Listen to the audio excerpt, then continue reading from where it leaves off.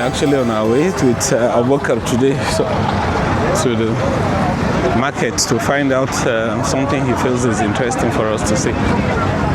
What's the name of the market? Sabongari Market. Okay.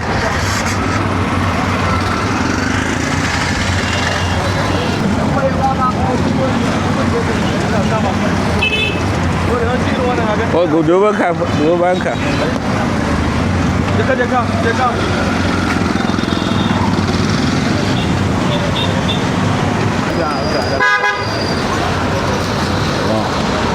Everywhere is crowded. Today is Friday and now it's 11:37 a.m. This is the sights and sounds of Kano City.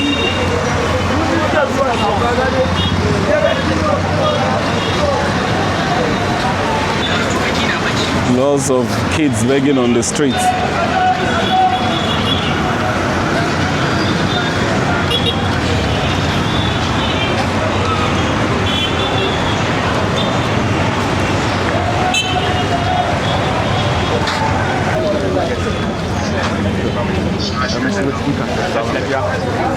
Kasuwan sabon gari kenan.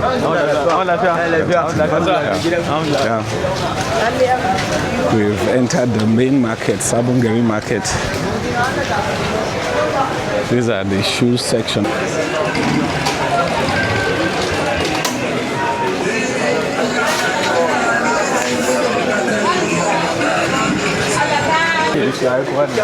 Nan kamar abun dafa abinci na ga gas cups. Wani na dawa da alam biyu tana so siyo na abu. We will try to come back through this side.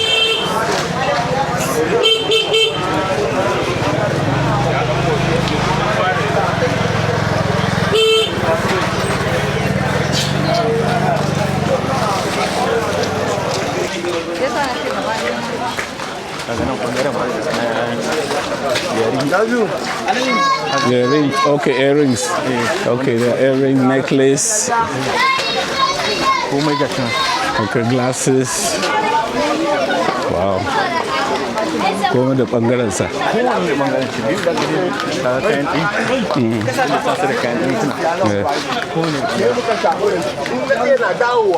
In ya san na daki zai baro iyayen sa yazo dakin ya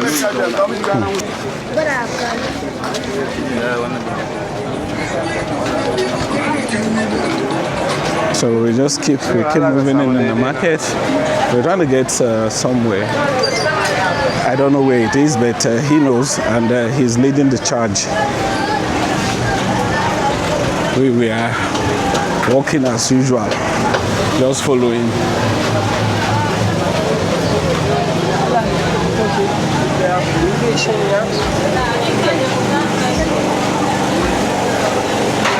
This section is little. I'm not saying the shops here are mostly locked. This place is not as clean as the main part we were before. These are charging what I call a station that they do.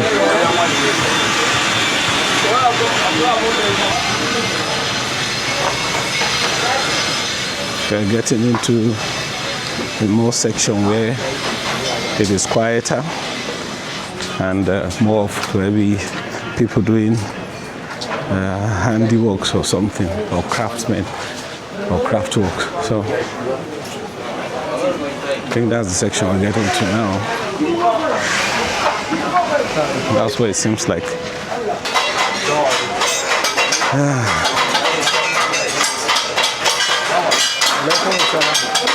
Oh yes. Dama tana neman ta siya. This one a complete set. You buy it like that.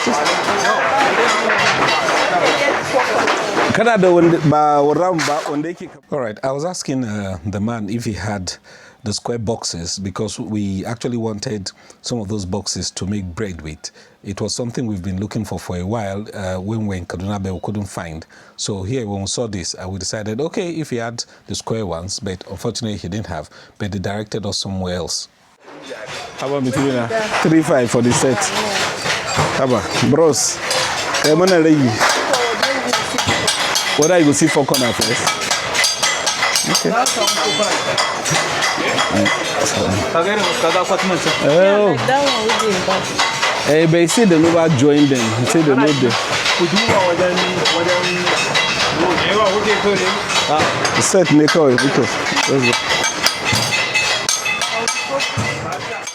All right. The man just directed us to where he thinks we'll get the square pans. On our way, we saw these people walking on the road, and I saw these boxes. These are the boxes that actually got me really, really interested in wanting to see how they are made. Because as a child, growing up, we used to have boxes like this. And it was really interesting. Like a few days ago, I saw someone with a box on their head. And I asked him, do they still make this kind of boxes? And he told me, yes, they still make them. And he told me he knows where they make them. So I wanted to see where they make them. This is the reason why we actually came into the market. I wanted to see how those boxes are made. And, you know, it kind of brought me some good memories thinking about my childhood growing up. This is where they keep, you can save money, it's like a piggy bank. They have loads of different things they make. You know, they make some kind of piggy banks. They make different things. Like this one I'm holding right now is what they use for insecticides, like this mosquito coil. They put it on this so that when it burns, the ash will fall into the pan. You know, that's what this one is for. They have so many different things they make here in the market.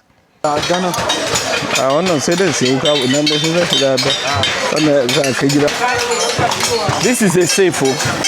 This is safe. You can lock it.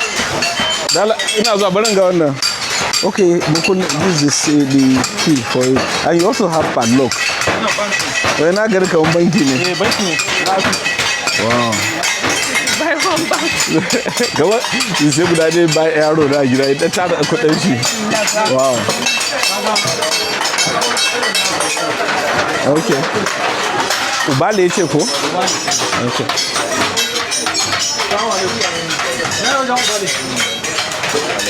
Okay.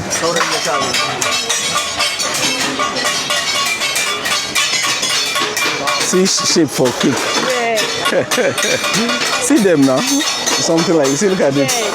Then let's go to the Ubali guy they sent us to first. Nagar is Sebastian. That's it. And actually, she do Ubali. Oh, okay. Hey, sorry, uncle. All right, we finally met the Ubali man, the band they sent us to. All right, when we got there, we asked if he had the pans that we were looking for, and he actually didn't have any shop, but he had somewhere close by. So we went, and he showed us. We checked it out, and eventually picked 2 of them out of the lot I had. They have so many other things here. They have oven, they have kettles, they have, you know, they make a lot of things. These people are real artisans. They get materials from scrap that people throw away. They buy them off people who get them, and then they sit down and they create these things in the market. And it is interesting, you know, to know that some of these people are not schooled, and but they have learned this craft over time, and they're able to use this to sustain themselves, to feed their families, and to also grow other businesses. All right. And today, being in the market, it actually brought me a lot of memories, because as a child, I used to wonder how these things were made. And today, I was able to see some of these things. I saw someone even making like a pot or something like that. He even was using putty at some point to kind of seal the ends of it. it is very interesting. So we spent some time here. We were able to buy 1 or 2 things. I spoke with him and asked him how long he has been doing this, and whether he was married, whether this is all he does and everything. It was an interesting interaction with the guy in the market. So we just spoke with the guy. He said he has been doing this for 25 years and he makes them himself and also sells them. All right, he has ovens, he has bread pan, cake pans. What's that? Is that a kettle? Yes. Oh, that's a kettle. Dala me haka one haka. Donut. Oh, it's for donut. Donut pan. Wow.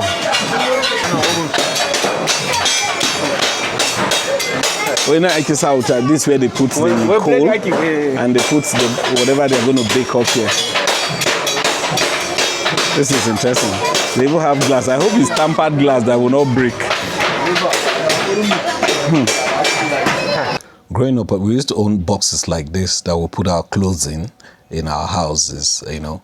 But we also had smaller boxes that we used to go to school with. One of those small boxes, I used to have like 2, I think. Those ones I used to put my tools, you know. When I was a child, I used to, I love touching things, mechanical things, you know. So I used to have electrical things. So I used to have like tools. So I used to keep them in those boxes.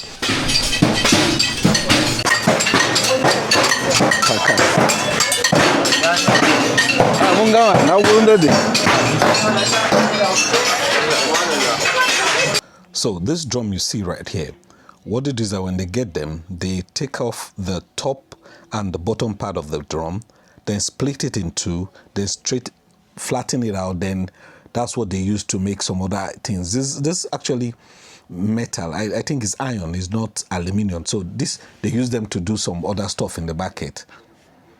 Like we made to understand that the original product that was in this drum was carbide. So that was what they got. That was what was in the drum when they got it. Wow! Look at the buildings inside the market.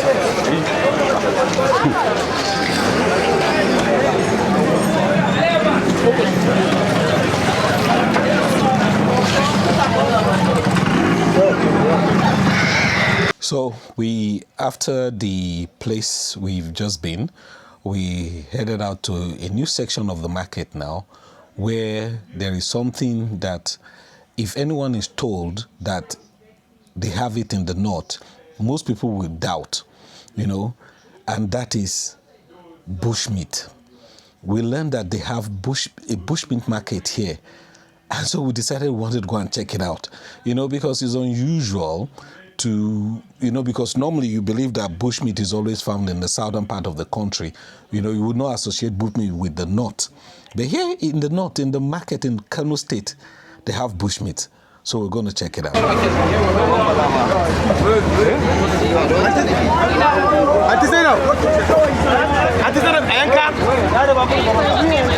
Wow. This is tight.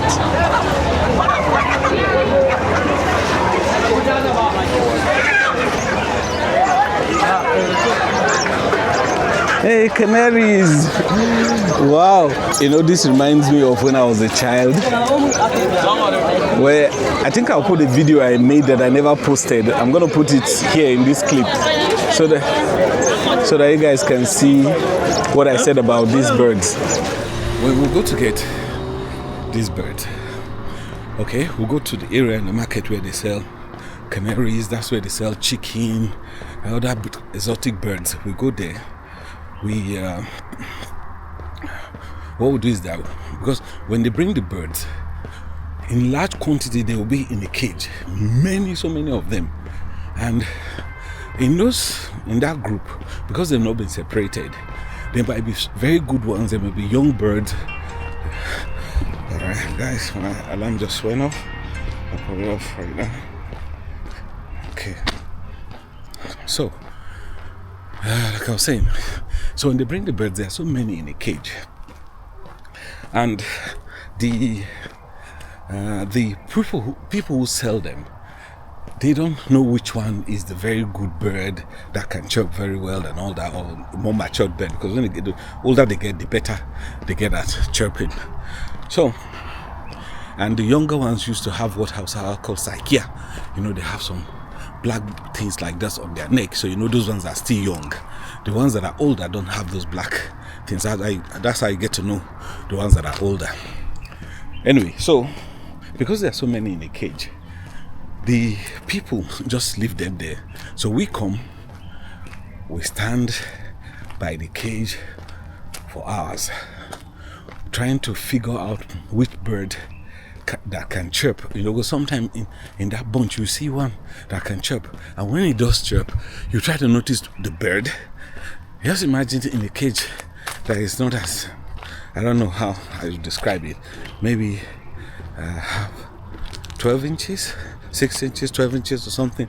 No, let's say 12 by 12 inches, 12 inches high, wide, and all those stuff, you know, like a cube.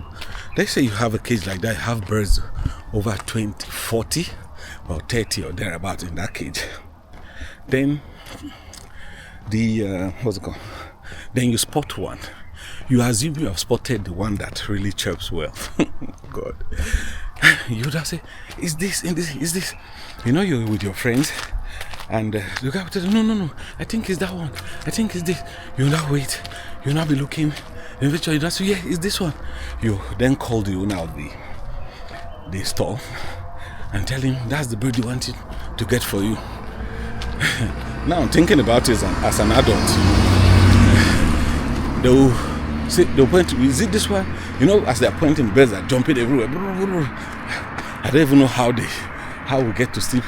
Say that is the one we saw. And then the man puts his hand inside and supposedly catches one bird and brings it out and tell you that's your bird. Oh my goodness. We'll get so excited. We'll put it in our cage. If we don't come with a cage, we'll put it, hold it in our hands and we'll go home with it. The central market then wasn't far from, it's still not far from where my parents' house, my family home is in Kaduna. So we'll walk home, put it in the cage. Oh God. And guess what? Most times, that bird you picked or they got for you is not the one you are actually looking for. But because you're a kid, you don't know, you just assume. Oh God, you just assume that they got the bird that you wanted. And then you go excited. Yeah, have a good canary. And you're expecting it to start chirping after a few days. You don't get to hear anything. You keep feeding the bird. Oh my God. The process continues because since you're not sure of what you got, so maybe in a few days time you go back to the market again and try to see if you can get another one. Crazy.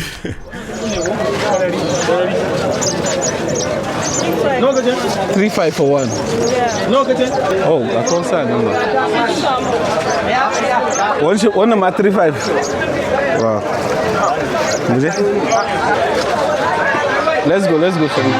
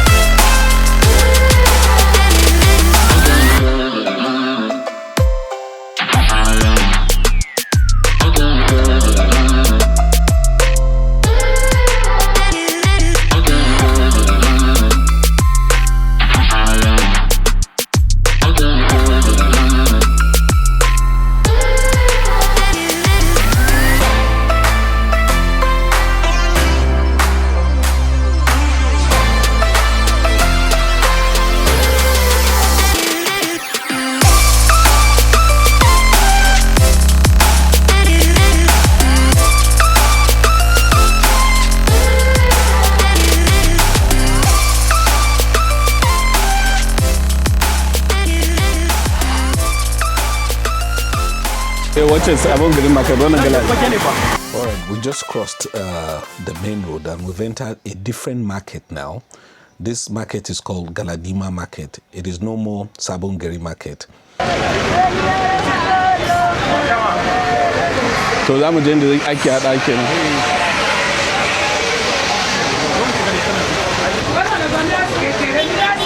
Wow. Oh, the dodging act.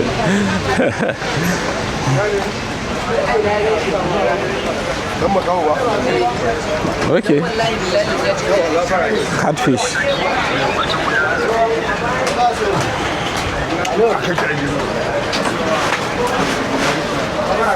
Oh, wow. Whoop.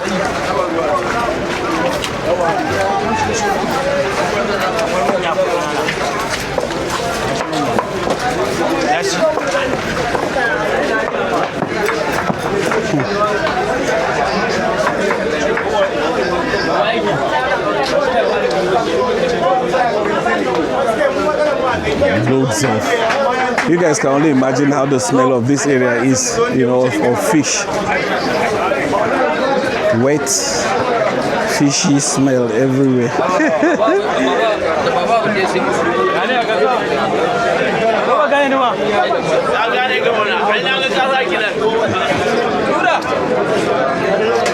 Guys, look at the floor.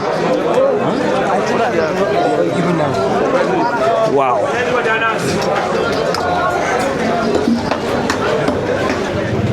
These are all lister machines, single stroke.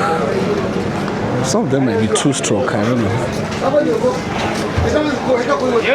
These machines are, you know, they've lived over the years, they are still working, you know.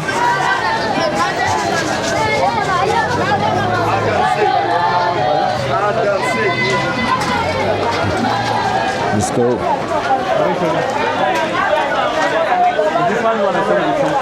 Okay, we finally reached the section where they dry fish and bushmeat in the market. Okay. Wannan ɗanyen kifi ne suke haɗa ko? So here, the guy was explaining to us that they bring fresh fish from the other section to them to dry for them. And that if we wait a bit, we may even see some people bringing this. Okay, you know what happens is that people have the fresh fish. Sometimes at some point, in order to save themselves from losing the fish, they dry them and they sell them. Meanwhile, some people actually prefer buying dry fish than the fresh fish. So these people have formed a business where they just dry fishes or dry fish. Like we see also, there are also other bushmeat. You can see it's far there. There are rabbits, I don't know what to call them. Other bushmeats are like monitor lizards and all that there. These are fresh fish. These are dead, obviously. Da Allah ko barin tambaye ka. In mutum na so ya bushe da kifi yana kai awa nawa ko kwana yana kwana ko bushe shi. Danye kamar wancan da naga cikin abin da ne. Idan ka kawo danye zai kai gobe iya. So I asked him, if someone wants to dry their fish, how long does it take? You know, he asked me, is it fresh fish? Fresh fish they bring? I said, yes, fresh fish like the one in the bucket there. He now said, sometimes it takes about a day or a day plus, you know, depending on the size of the fish and how much they want it how much they're going to dry them for, you know. So I asked him also, what do they pay? How much do they pay? So he pointed out a section of what is on the table, on the grill there, and said they pay between 3,500 up to 10,000 naira, depending on the size and the quantity that they bring. Okay, dubu. Oh, okay. Okay. Yes, okay. He said what they do is that they put it this way. After it has dried in this direction, they turn it the other way. They dry it in the other direction, then they turn it the other way, then they dry it. Once it's done, then it's done. So I asked him, how long have you been working here? He now said he has been doing this for about 5 years. But that it was his dad who started it, and his dad brought him here. And now his dad doesn't come anymore because his dad, I think, is old and is ill. So he's the only one that comes to work here now. Let me show you where the fire pit is. Trying to blow. The smoke here is something else. So actually, we before they allowed us to start shooting the bush meat that they actually roast in there, we had to speak with someone who is the veterinary officer, and they made us to understand that anything that is done in that section of the market, without his approval, it will not work. He has to approve before that thing is done. So for everything you see there is an approval. Okay, so you can see them. They're like monitor lizard actually. No, is it alligator you call this? Monitor lizard actually.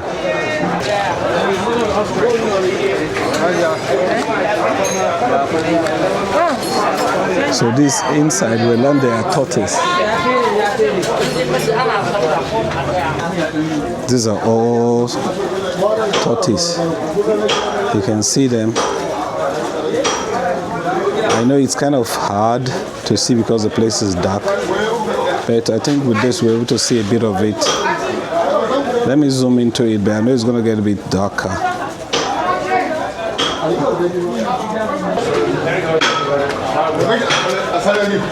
Yeah?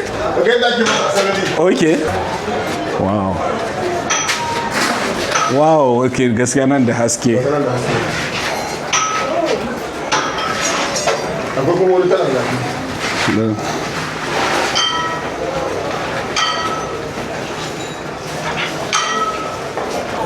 Zai iya zama haka kamar kwana da kwanake da yana da in ka sa hannu dai nan zai rike hannun ka kusa. Zai me? If you put your hand in here, it's going to snap because it closes, and if your hand goes into that place, it's going to pin your finger, so you don't put your hand in there. They just pack all of them inside boxes, inside bags. No, he said they're not going to die, that they can be here in this bag for a year, they will not die. So we also asked, how do you feed them? He now said they feed them with grasses and leaves and all that, and water, you know, that's what they feed them with. What? Look at his face. Wow, they just coiled up inside. That guy can come also. So I asked him, you get this tortoise from the forest? He now said, some of them have gotten from water. Some tortoises live in water, some don't. You know, the ones that live in water, if you take them out of the water, they will die. Some live on the brink of the side of the water. If you want to catch them, they jump into the water, but they don't live in the water. They just try to escape.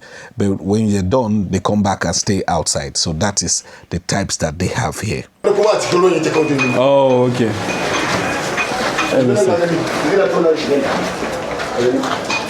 Okay. Wow. If you don't know, you won't know their tortoises inside the sand. They kind of hide themselves in the ground because it's colder and it's better for them there. The guy said they actually pour cold water on the sand, so the tortoise kind of dig themselves into the sand and keep themselves cool. Is digging and entering the sand again. When abinci suke ci? Ciyawa, okay, they eat grasses. Wannan bai mutu ba haka? Da ran shi dai? Oh. Okay. Okay. He's talking about the tortoise that to take them back to Nigeria, like the ones they brought, they had to get approval, and they paid about 2.something million for the approval to take them there. Oh wow! That they actually use it in treatment for sickle cell patients. He said they prepare the meat, the person eats. They also use the blood to mix it in milk, and the person drinks it. It cannot helps save the person's life or prolong the person's life. So guys, let's go down.